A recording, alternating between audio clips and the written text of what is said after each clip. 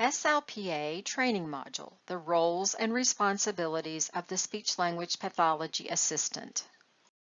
First, we want to thank you for being a part of the West Virginia school system. And thank you too for the services you provide to our students. This module is designed to provide information and guidance for speech-language pathology assistants. The SLPA should view this module and document completion of the module on the supervision plan. A module is also available for the supervising SLP, which must be completed and documented on the supervision plan as well. In order to work in the West Virginia schools as an SLPA, you must hold a minimum of a bachelor's degree in speech pathology or communication disorders from an accredited institution. You must be employed by a local West Virginia Board of Education, and your district superintendent must verify that you are the most qualified candidate for the position and that no WVDE certified speech-language pathologist has applied for the available position.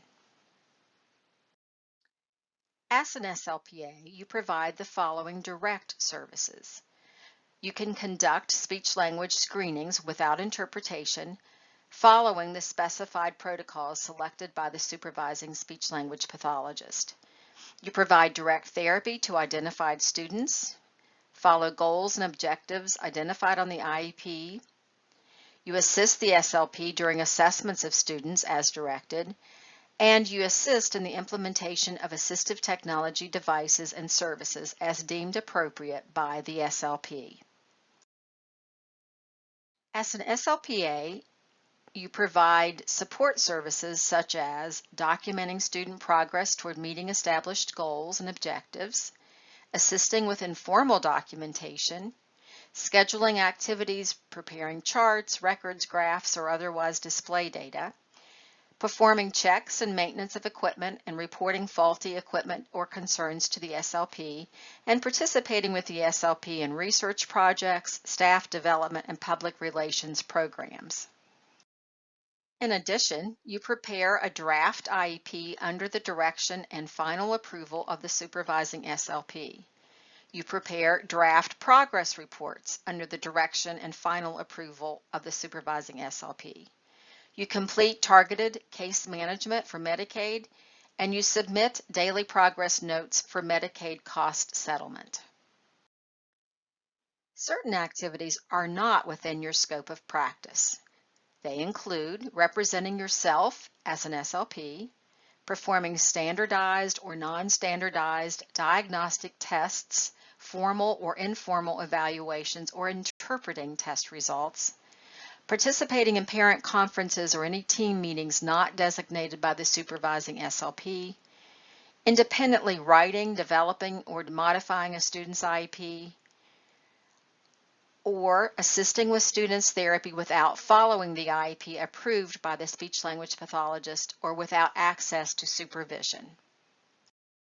You do not sign any formal documents without the approval of the supervising SLP, select students for services, dismiss a student from services, disclose confidential information either orally or in writing to anyone not specifically designated by the supervising SLP, or make referrals for additional services. In addition, not within your scope of practice would be communicating with the student, the family, or others regarding any aspect of the student's status or service without the specific consent of the supervising SLP, treating medically fragile students independently, designing or selecting AAC devices or systems. Your communication with the SLP is critical to the success of this program. Please ask questions. Ask the SLP to model a technique or a strategy if you don't understand it or you're not sure how to do it. Ask the SLP to suggest strategies for dealing with challenging behaviors. Don't just keep it to yourself and think you're doing something wrong. Tell the SLP about teacher or parent requests, and notify the SLP of schedule changes, changes in the student's performance, or changes in the student's health. When updating the guidance document for SLPAs, we utilized as many of ASHA recommendations as we possibly could. We're going to show you those in red, and the guidance document recommendations are in gray. ASHA states that the supervising SLP retains full legal and ethical responsibility for the students he or she serves, but may delegate specific tasks to the SLPA. You'll see in our new supervision plan that the supervising SLP agrees to that basic kind of responsibility, and that even though caseload assignments will be made to an SLPA, on paper, the ultimate responsibility for that caseload is with the SLP. ASHA states that the purpose of the assistant level position is not to significantly increase the caseload size for the SLP. Our guidance document encourages a reduction in the caseload of the SLP and also emphasizes that the ultimate responsibility of both caseloads is the SLP's. ASHA recommends that the SLP supervise no more than 2 SLPAs. For now, West Virginia is permitting the supervision of 3 SLPAs. When you first start, ASHA recommends 100 hours of direct supervision.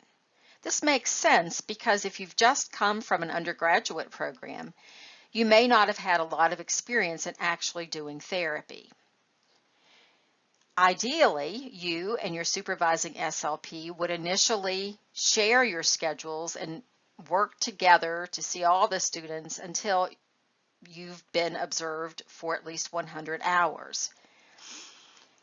Oftentimes, schedule-wise, this is not possible. So at a minimum, the first 90 days would include 20% direct supervision, which would be about 18 weeks of approximately 7 hours or 126 hours of direct supervision. As stated, this is not the most ideal, and if at all possible, try to get in more hours of supervision. ASHA goes on to say that during the first 90 days, there should be at least 30% supervision, including at least 20% direct and 10% indirect supervision weekly. Direct supervision of student services should be no less than 20% of the actual student contact time weekly for each SLPA. The guidance document basically recommends the same thing. After the first 90 work days, the amount of supervision can be adjusted if the supervising SLP determines that the SLPA has met appropriate competencies and skill levels with a variety of communication and related disorders. In our guidance document, we recommend a determination of the SLPA's independence with tasks after the first 90 days, and you would see the level of supervision and instruction form to do that. According to ASHA, the minimum ongoing supervision must always include documentation of direct supervision of services provided by the SLPA to each student, patient, or client the SLP works with, at least every 60 calendar days. In order to fit with the flow that takes place in the school system, we've broken this up into progress reporting times. And each progress reporting period, the SLP would complete and observe each of the students seen by the SLPA, and this would be documented on the direct observations of students assigned to SLPA form. ASHA recommends a minimum of 1 hour of direct supervision weekly and as much indirect supervision as needed to facilitate the delivery of quality services. The guidance document requires 10% direct supervision of student contact and 10% indirect supervision after the first 90 days. 100% direct on-site supervision of SLPAs while they're working with medically fragile students is required. Live e-supervision is not allowed. It doesn't make a lot of sense to even assign a medically fragile student to an SLPA if 100% direct supervision is required. If the supervisor can no longer provide the level of supervision stipulated in the plan, the SLPA may not perform assigned tasks. In other words, they would stop until another supervisor is found and another plan is developed. ASHA recommends that you document all of your supervisory activities, both direct and indirect, and that they must be accurately recorded. A form for documenting the direct and indirect supervision is available in our guidance document. The records of direct and indirect supervisory activities should be maintained for several years. We tried to limit the amount of paperwork that you needed to have. However, paperwork or documentation is critical to supporting you and your supervising SLP and documenting that you've met the requirements. So let's get started. Where do you begin? This form, which is optional, may help you know everything that you need to have completed as you get started. After being hired and verified by your superintendent, you must complete Form 38, Temporary Authorization, and Form 38A, Temporary Authorization for Speech Assistant, and submit it to the West Virginia Department of Education, Office of Professional Preparation. Also, it is necessary for all first-time applicants to complete a fingerprint and background check as part of the initial application process. You must reapply every year. The intent is not to make life more difficult for you, but the counties must ensure that the most qualified applicant has been hired for the position. Let's begin with the end in mind. At the end of the year, you will be turning in the verification report. You will also include some attachments. First of all, you will include the summary of the direct observations of students assigned to the SLPA form, which is, of course, would be completed for the year, and any verifications of attendance for your continuing education. Remember, you will need 12 hours of documented professional development to reapply for certification the next year. Approved hours include attendance at state or national conferences in communication disorders with your professional development hours documented, certificates of attendance, or professional development activities designated by the West Virginia Department of Education, or provided by the local education agency and approved by the West Virginia Department of Education Speech Language Impaired Coordinator. Again, you will need certificates of attendance. There are some professional development activities that are not approved. Those include clinical externships or practicums, or classes which are taken for a pay upgrade or certificate renewal. A critical piece of your supervision is your supervision plan. The supervision plan must be submitted within 15 days of your employment. It is the responsibility of the supervising SLP, the SLPA, and the special education director to collaboratively design and implement a supervision system that maintains the highest possible standard of quality. The amount and type of supervision required should be based on the skills and experience of the SLPA, the needs of individuals served, the service setting, the tasks assigned, and other factors such as whether they're new employees or they are experienced SLPAs. Remember, as the supervisory responsibilities of the SLP increase, the caseload and other responsibilities of the SLP must decrease. The supervising SLP is responsible for the SLPA's caseload as well as his or her own. The supervising SLP and special ed director should mutually agree on the supervisory responsibilities and subsequent reduction of the SLP's workload. The supervision plan is completed by you and the SLP. It includes basic information such as your director's name, your name, and the supervising speech language pathologist's name. And then it starts out with a description of your educational background and your experience as an SLPA. Next, you would list your roles and responsibilities. They should be very similar to the roles that we've described in the earlier slides. And you may want to attach a copy of your schedule, of course, using initials for students' names. The supervision plan section is really important, and this is where you and your SLP will talk about when and how often and where you will receive the supervision that is required. You and the SLP will complete the training module. Of course, you're doing that right now. On the form, you both will document the date that you completed the training modules. Next, you and the SLP will write down the anticipated number expected on your caseload. And then after discussion, you would document how much your supervisor will provide direct supervision and how much indirect supervision. We will need information about the schools where you will be working, the name, the address, and the phone number. And finally, there's a place for the supervising SLP to sign and agree to provide the supervision that is required. Direct supervision means on-site, in-view observation and guidance by your supervising SLP while you are doing an assigned activity.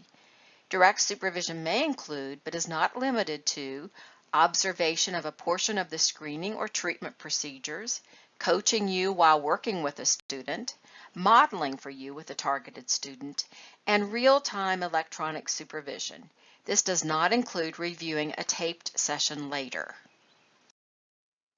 Indirect supervision may include record review, review of draft IEPs and progress notes, review and evaluation of audio or videotape sessions, and of course, your supervisory conferences. Those conferences may be conducted by telephone, email, video conferencing, or face-to-face. Please note, though, that FaceTime and Skype are not secure platforms for sharing confidential student information or observing therapy sessions. The minimum amount of supervision for the first 90 days is at least 30% weekly, with 20% of that time being direct supervision. After the first 90 days, it is recommended that you receive at least 20% supervision, with no less than 10% being direct supervision. The amount and type of supervision is based on your skills and experience, the needs of the students served, the service setting, and the tasks assigned. Here's an example. Let's say you provide 35 hours of direct services to students. Then direct supervision during the first 90 days would be about 7 hours, or 20%. And indirect supervision would be about 3 hours and 45 minutes per week, or 10%. After the first 90 days, providing you feel comfortable with the students and the activities that you're performing, and the supervisor also feels comfortable with what you're doing, then the amount of direct supervision can be reduced to 10%. So therefore, you would have equal amounts of direct and indirect supervision per week. This is the weekly supervision log that the SLP and the SLPA would complete, recording the amount of time spent with direct and indirect supervision.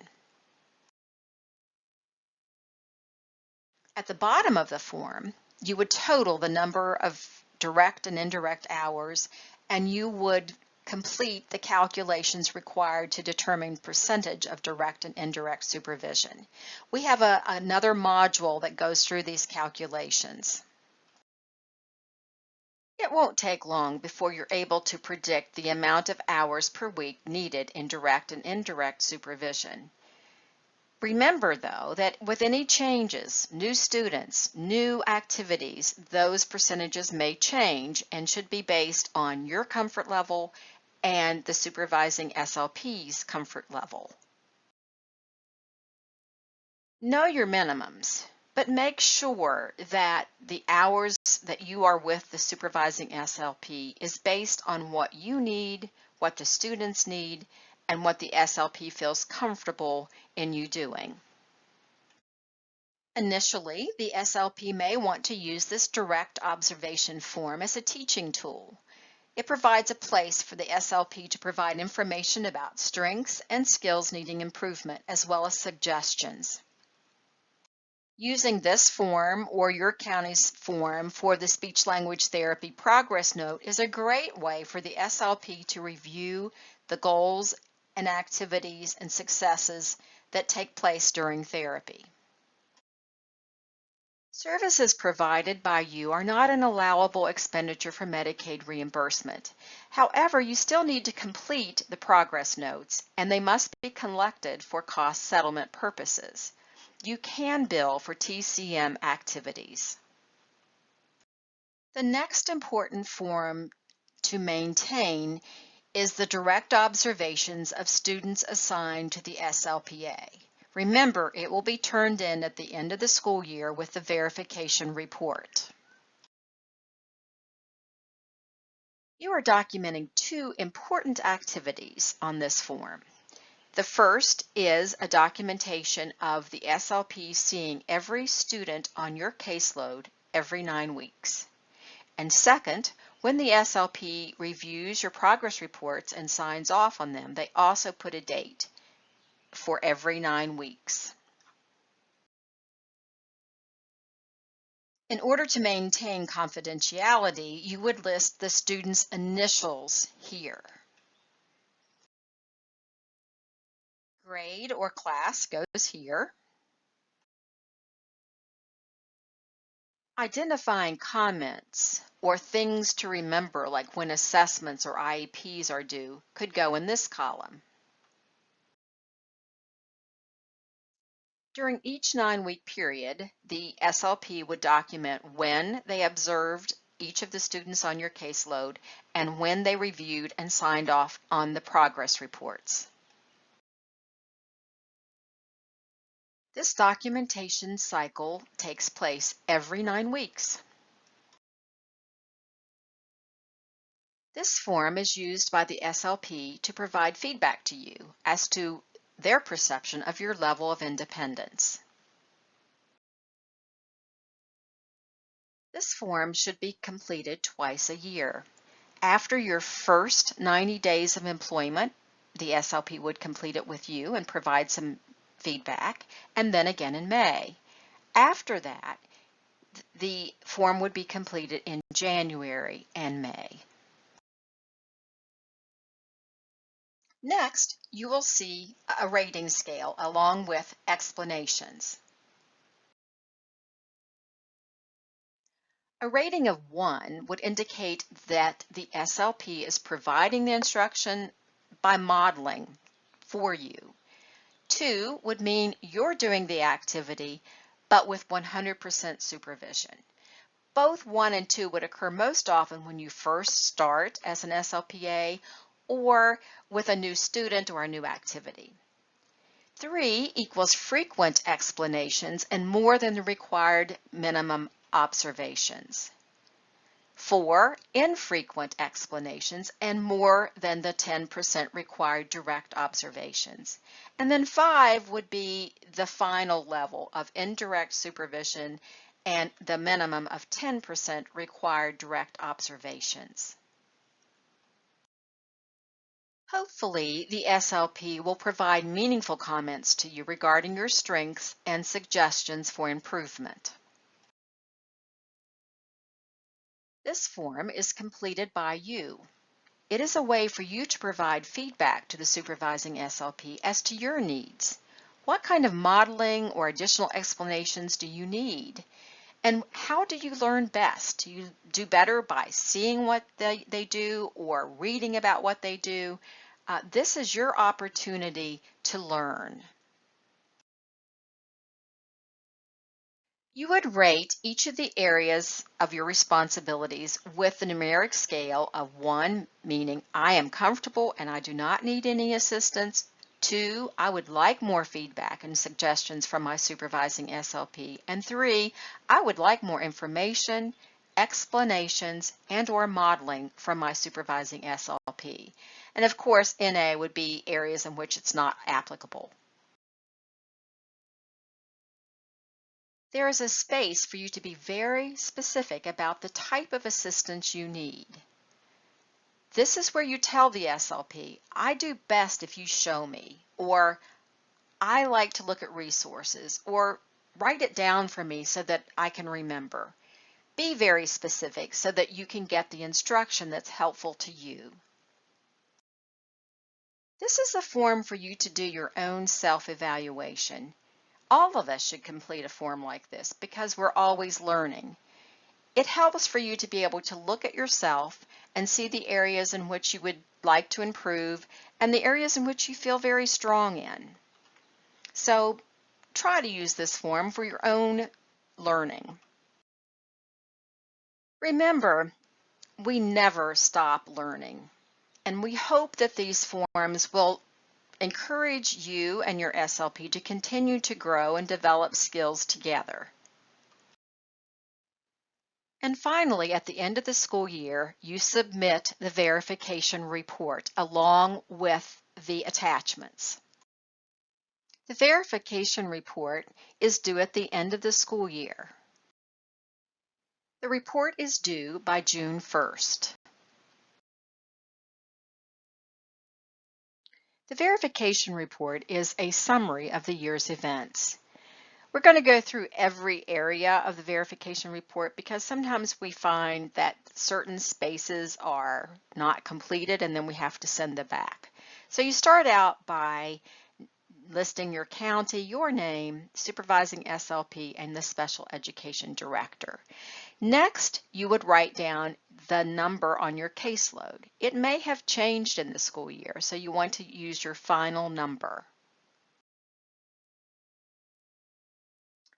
The averaged amount of direct supervision would go in this space. And the average percentage of indirect supervision would go in this space. You check here to indicate that you are maintaining those weekly direct-indirect supervision logs, even though they are not attached to your verification report. As we said in the beginning of this module, you are required to have a minimum of 12 hours of continuing education in communication disorders. The titles or topics of the professional development would be listed here.